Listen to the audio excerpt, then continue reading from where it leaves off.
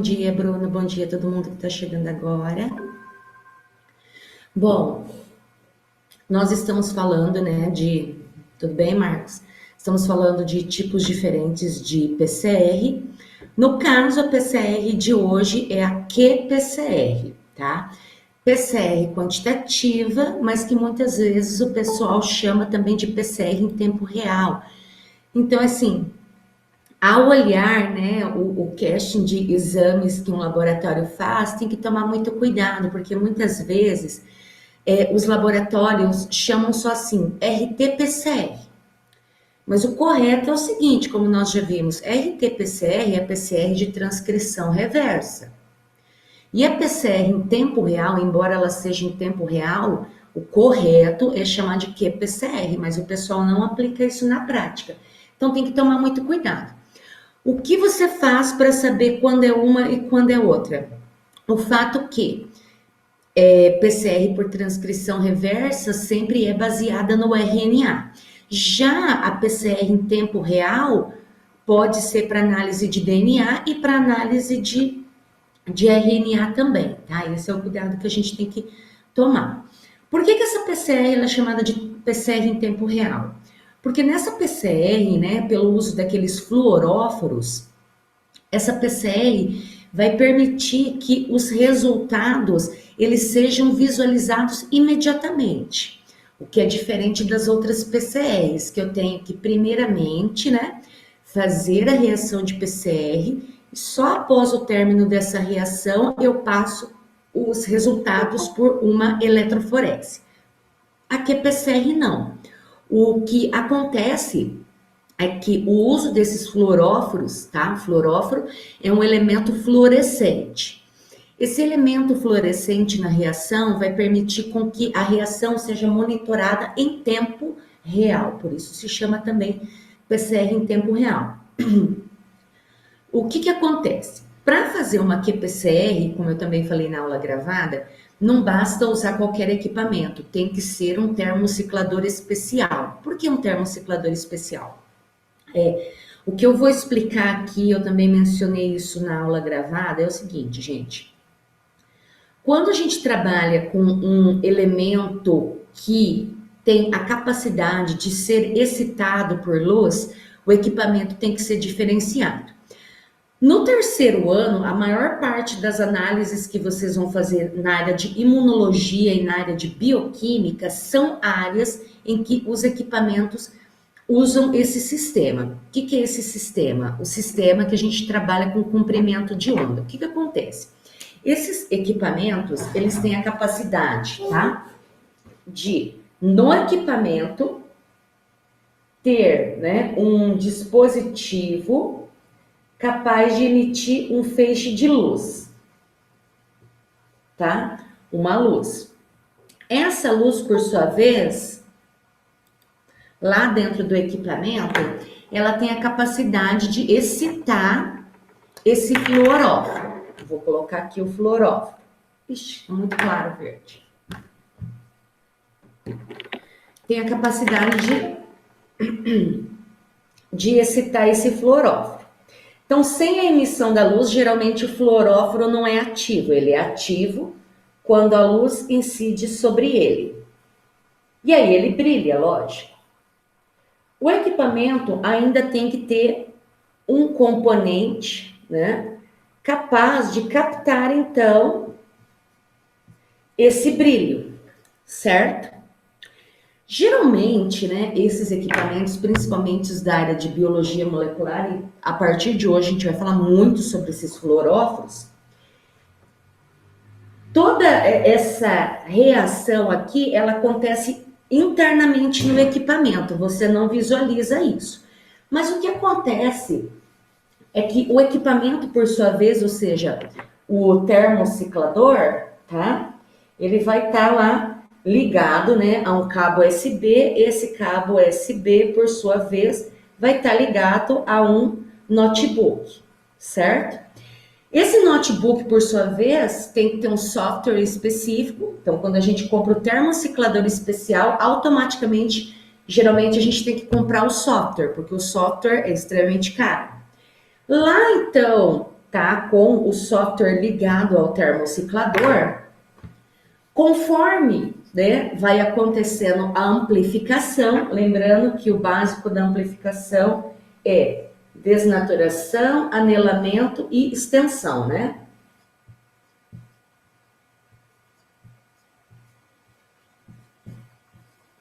Certo? Então, aqui desnaturação, anelamento, extensão. Conforme cada etapa desse ciclo, já que ele se repete aí por volta, né, numa média de 30 vezes, o software tem que ser capaz de identificar que a cada pico de extensão vai acontecer uma amplificação. E por que então isso vai ser em tempo real? Cada vez que um ciclo desse, ele acontece, então aqui são ciclos, né? Ciclo 1, 2, 3, 4, 5 e assim por diante. É em tempo real porque o equipamento tem que conseguir mostrar que começou a amplificação. Deixa eu colocar de outra cor. Começou a amplificação. O fluoróforo tem que conseguir indicar isso. Segundo ciclo, tem que indicar isso. Terceiro ciclo, indica isso. E você vai vendo a linha crescendo em tempo real, tá? Conforme vai acontecendo essa amplificação. Até que em um dado momento, tá, do ciclo, vou dizer aqui, né, por volta do 15º, nossa, que horror, por volta do 15º, uma média, tá? Lembra que a curva vai começar a fazer uma curva. Isso vai fazer assim. O que acontece é que, como esse gráfico que representa a amplificação vai estar sendo formado em tempo real, o que acontece é que o software também consegue fazer o seguinte: pegar e fazer um cálculo que a gente chama de CT, ou Cycle Threshold, e verificar a diferença, ou seja, o quanto amplificou, nossa senhora, calma aí, o quanto amplificou para cá, o quanto amplificou antes, né? E fazer aqui a diferença. Fazendo aqui a diferença, ela vai dar essa CT, lembra? O Cycle Threshold, ele indica o momento em que a amplificação ela é efetiva. Por isso que a primeira fase é linear, baixa amplificação, e após um momento em que eu passo a ter bastante molde para permitir bastante amplificação, essa reta se transforma em uma curva para cima, ascendente. Então, quanto mais a curva sobe, maior a amplificação, tá? Então, o que acontece? Esse gráfico aqui, ele é muito importante na QPCR, tá? Então, ai, foi mal, bati o cotovelo. Então, 1, 2, 3, 4, aí eu vou passar aqui, que são esse aqui, ciclos de amplificação. A cada ciclo aqui, ó, um tem uma desnaturação, um anelamento, extensão. Passou para a parte 2, a desnaturação, anelamento, extensão, e isso se repete. Então, vou colocar 15, 20, 30, tá? Então, vamos lá sobre o gráfico agora. Quando começa a amplificação, lembra que a amplificação inicial ela é baixa, porque eu entro na PCR com uma baixa quantidade de molde de DNA. O que eu estou chamando de molde de DNA? Os duplex que você fornece como amostra. Por isso, olha, que a amplificação ela é baixa, por isso dá uma linha reta, tá? Então, geralmente essa linha reta, como eu expliquei lá na aula gravada, ela permanece aí média, tá? Até mais ou menos 13º, 14º ciclo. Isso vai ser variável. Por que varia o tamanho da fase linear? Por que varia o tamanho da fase linear? O que faz ela variar? A quantidade de amostras que entram no exame de PCR. Depois eu vou voltar a falar um pouquinho sobre isso, mais especificamente. A partir do momento, né, que essa fase linear começa a fornecer um grande número de moldes para, né, a amplificação no ciclo seguinte, essa amplificação começa a ser exponencial. Quando que é exponencial? Quando faz essa curva, tá? Então aqui eu tenho a fase exponencial, que vocês devem lembrar do ano passado, quando vocês fizeram aquela disciplina que tem um pouco de estatística, né? Então, quando eu chego aqui na fase exponencial, é que o software calcula, então, olha, a diferença entre a amplificação da fase exponencial e a amplificação da fase linear. E aqui ele fornece, então, a CT, o cálculo. A amplificação continua de maneira exponencial, só que como o gráfico ele fica mais ascendente, aqui a gente chama de fase logarítmica, tá? E lá no final da amplificação, os reagentes que você colocou começam a acabar. A gente fala assim que satura os reagentes. Por isso que aqui eu tenho a última fase, né? A fase de platô. Platô, nesses gráficos, significa um saturamento dos reagentes, que significa, na verdade, que os reagentes estão acabando. Então, esse é um gráfico, tá? De qPCR. Agora vamos entender por que a CT indica a gravidade do caso. Então, preste atenção no seguinte. Se a CT, em termos teóricos, significa que a PCR, o valor de CT, significa que é o momento em que a PCR atingiu seu pico de amplificação, isso está automaticamente ligado à quantidade de DNA que entra no exame.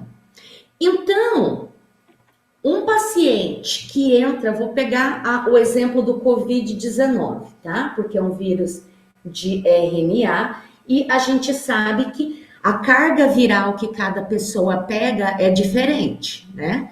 Tem pessoas que pegam uma menor carga viral e pessoas que pegam uma maior carga viral. Então, vamos supor que 3 pessoas vão fazer esse exame. O paciente 1, paciente 2 e o paciente 3, certo? Se a CT ela corresponde ao momento em que a amplificação atinge o seu momento ideal, a quantidade de amostra que entra no exame, ou seja, a quantidade de molde disponível para modular a fase linear e a CT, vai ser diretamente proporcional. Então, vamos lá. Paciente 1, certo? Paciente 2, certo? E paciente 3. Deixa eu ver se deu uma diferencinha. Não deu uma diferencinha legal. Vou colocar aqui. Quem tinha maior carga viral? Ó, para vocês verem, ó. Aqui é a CT do paciente 3. Aqui é a CT do paciente 1. E aqui é a CT do paciente 2. Quem tem a maior carga viral, ou seja, quem pegou a maior carga viral e vai manifestar os piores sintomas? Paciente 1, 2 ou 3? Quem vai manifestar os piores sintomas porque pegou maior carga viral, tá? É o paciente 3. Ó a CT dele. Tá vendo que começa aqui no ciclo 3. Paciente 2 aqui, ó, na frente. Opa, paciente 1 aqui na frente. E aqui, paciente 2. Então, olha, quanto menor a CT, maior a carga viral ou maior ou mais manifesta, tá? Confundiu, ó? Só pensar aqui, olha, que a CT, ó, vou colocar aqui, ó, onde aparece a CT do paciente 3. Cadê o 2 aqui, ó? Aqui aparece a CT do paciente 2, tá vendo que tá depois? E aqui a CT do paciente... Oh, tô falando errado, tá? Calma aí. Aqui tá a CT do paciente 3, é a primeira, é a menor. Aqui tá a CT do paciente 1, a do meio. E aqui tá a CT do paciente 2. Então, traduzindo de uma forma mais rápida, mais simples, mais fácil. Quanto menor a CT, mais expressa o alvo, tá? Então, se eu fosse falar assim, que é no caso lá da nossa AEP, se é um paciente contaminado por um vírus, qual é aquele que apresenta maior carga viral? Aquele que apresenta menor CT. Vamos supor que fosse aplicado um diagnóstico para verificar como o paciente está expressando um determinado tipo de câncer. O caso dele vai ser mais grave quanto menor a CT. Quanto maior a CT, mais tranquilo ele está. Ok? É isso a questão do gráfico, tá? O gráfico nunca sai bonitinho assim a curva, não, tá? Isso é importante vocês saberem. Os gráficos, na verdade, saem uma coisa horrorosa, sabe? Horrível assim, tá? Não sai bonitinho, não. É uma bagunça. Mas o que acontece é o que importa para a gente é o início, a fase linear e a fase exponencial, ou seja, o momento que o software consegue corrigir, né, isso e verificar a diferença entre exponencial e linear para calcular a CT. Mas os gráficos são bem feios, tá? Não é bonitinho igual o modelo didático, não. Bom, continuando, nós temos 3 técnicas de QPCR, sendo que as mais importantes são o CyberGreen e a outra é a TACMan, tá? No caso, tá, da CyberGreen, técnica CyberGreen,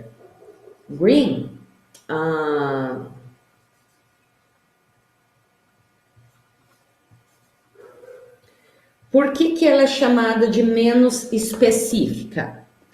Porque quando você coloca os reagentes aqui para fazer um mix de PCR, o CyberGreen entra aqui junto. Bastou o termociclador emitir a luz, ele brilha. Ele brilha. Então, ele brilha sempre. Sempre, sempre, sempre, sempre, sempre, sempre, sempre. Concorda que aí vai ser difícil para o software entender quando é brilho linear de brilho exponencial? Então, o que acontece? É óbvio que aqui na fase linear brilha menos e na fase exponencial e logarítmica brilha mais.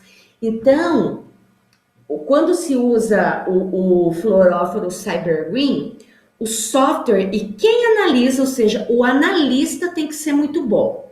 Ele tem que entender muito bem da técnica e do uso do software para que ele consiga manipular no software de modo que, durante o cálculo da CT, consiga identificar que a fase exponencial brilha mais porque tem maior amplificação. E a fase linear brilha menos porque tem menor amplificação. Ou seja, o cálculo aqui precisa ser muito bom. Claro que a gente não faz o cálculo, por isso que eu nem mostrei para vocês como é o cálculo, tá? Esse é o tipo de análise que é puramente o software que faz, tá bom? CyberGreen é o sistema mais barato, por isso ele é o mais utilizado nos laboratórios. Não quer dizer que ele seja ruim, não é isso, gente. Mas o fato é que na análises clínicas, lembra daquelas 2 palavras que eu ensinei para vocês, especificidade e sensibilidade? são aspectos muito importantes dentro do controle de qualidade. Então, a gente busca análises mais acuradas possível, tá? O outro sistema é o campeão, é o melhor, até hoje não tem nada melhor no mercado, que é o sistema TACMEM, tá? O sistema TACMEM, ele é bom pelo seguinte, né? Vamos supor aqui, né, a gente tem o DNA a ser amplificado, ó, tá vendo? Ele já tá desnaturadinho. 5, 3, opa, deixa eu fazer o contrário aqui. 3, 5, né? É o DNA, o nosso alvo. Ops. Certo? Então, eu vou ter aqui primer F normal, né? Para esse sentido de amplificação. Primer R, sentido contrário, vocês já sabem. E aí, o que eu vou chamar de primer interno, tá? Vocês viram isso? Primer interno, né? Ou probe, que é a sonda, é o próprio fluoróforo. Mas esse fluoróforo, ele é especial. Por quê? Ele tem uma partezinha aqui, tá? Que eu vou chamar de repórter, depois eu desenho maior isso, tá? E uma parte oposta que eu chamo de Kencher, tá? É Kencher mesmo, esse nome bem feio. Tá? Esse é o nosso primer interno, que ao mesmo tempo é o fluoróforo, ok? Então, o TACMEM entra com 3 primers, primer F e R para estabelecer o alvo, e o primer interno, que é a sonda. Como que funciona esse primer interno, então? Vou fazer só o primer interno aqui. Então, de um lado, ele tem essa parte que chama repórter. É muito comum o termo repórter em biologia, daqui para frente que a gente vai começar a avançar nas análises mais, assim, digamos, chiques da biologia molecular, o uso desses repórteres e Kenchers, tá? Isso é normal, vão acostumando com os nomes. E do outro lado do repórter, eu tenho o Kencher, tá?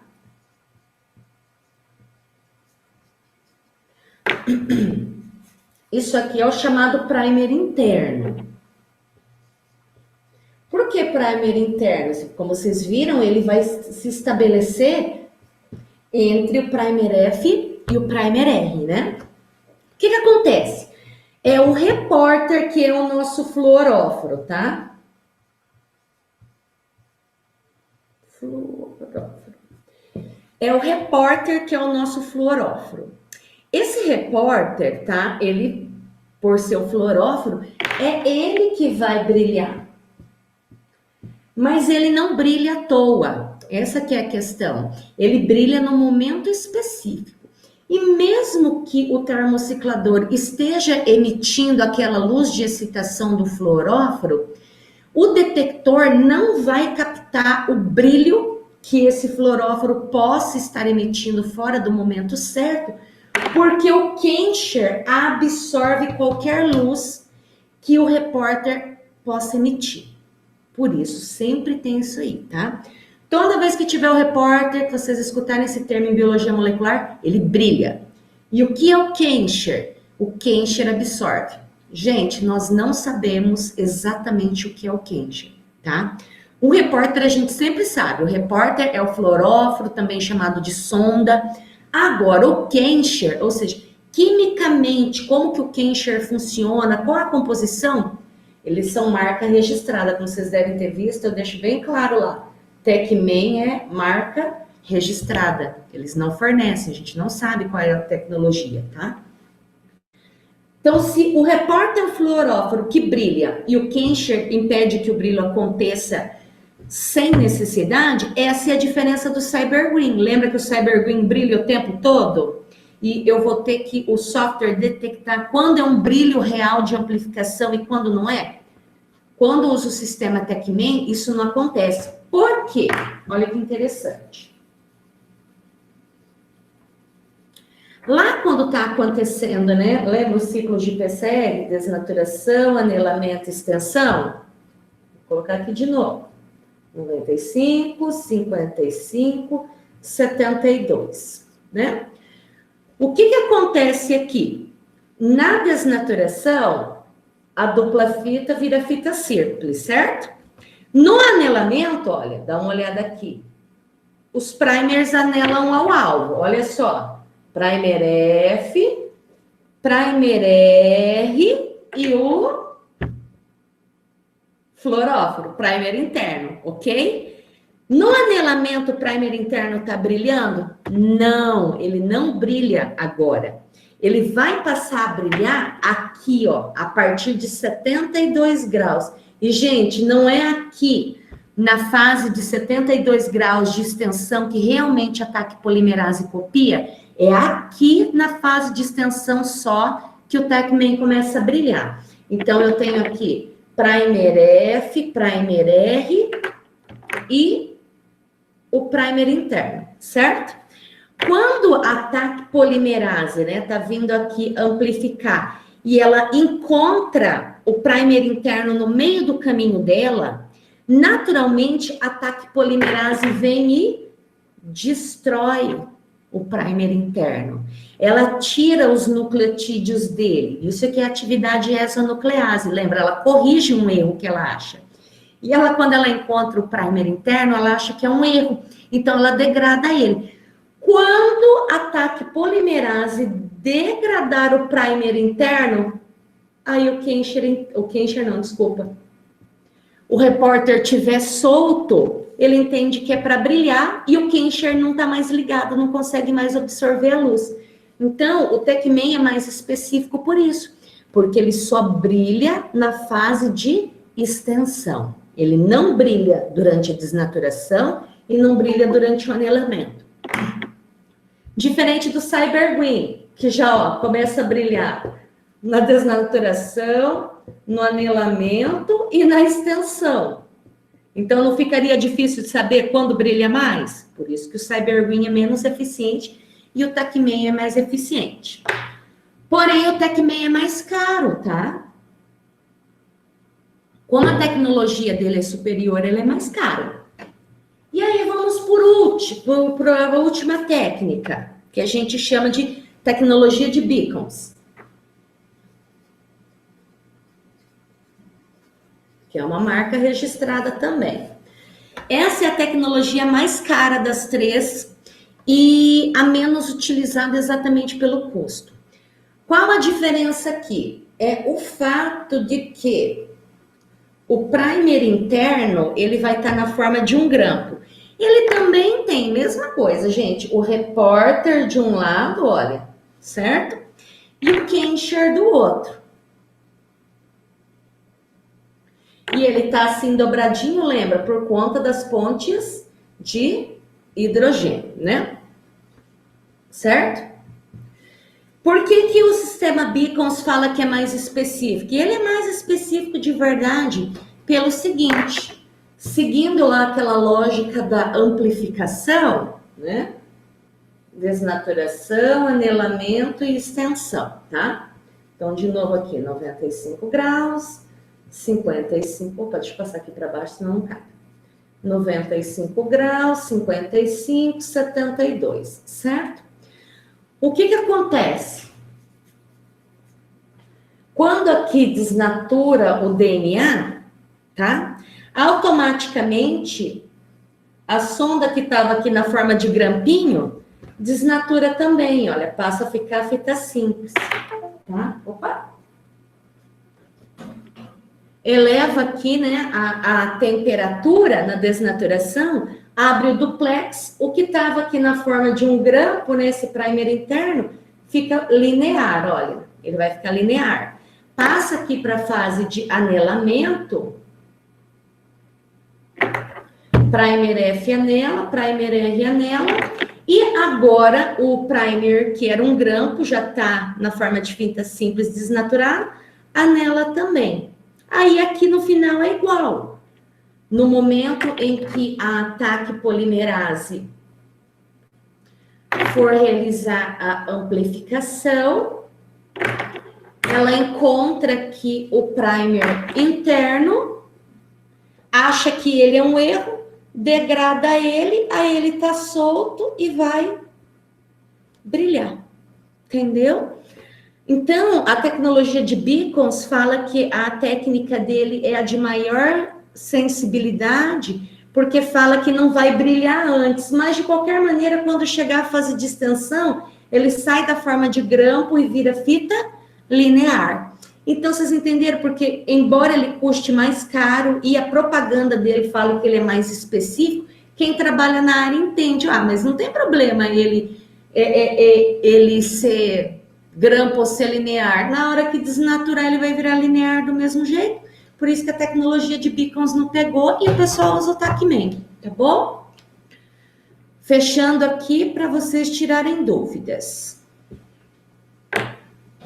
Podem perguntar, gente, que eu metralhei vocês de informação hoje. Dúvidas? Sem dúvidas?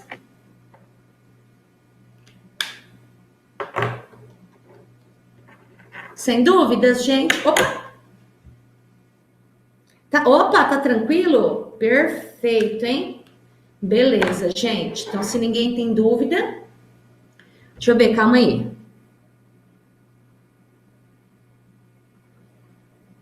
Deixa eu ver aqui que eu não entendi a pergunta aqui, só um pouquinho. Eu não entendi o que escreve... do Beacons? Não, do Beacons é só isso. O fato de que o primer interno... Eu escrevi o DNV, eu falei DNV quer dizer de novo, eu acho, né? É isso, né? Tô ficando velha, não entendo essas coisas mais. Olha só, o primer interno, ele é disponibilizado na forma de 1 grão, tá? Então, de um lado, de novo, de um lado tem o repórter, que é a parte que tem que brilhar, e do outro lado tem o quencher, que é a forma que absorve, né? Por que esse primer tá na forma de grampo? A gente já falou sobre isso. Porque, né, as extremidades 5 linhas e 3 linhas são complementares. Tem uma ponte tem pontes de hidrogênio que fecham aqui. Essa é a única diferença. O fato de que o primer interno do sistema Beacons é disponibilizado na forma de grão. Só que quando chegar lá a fase de desnaturação, lembra que ele vai virar fita simples do mesmo jeito.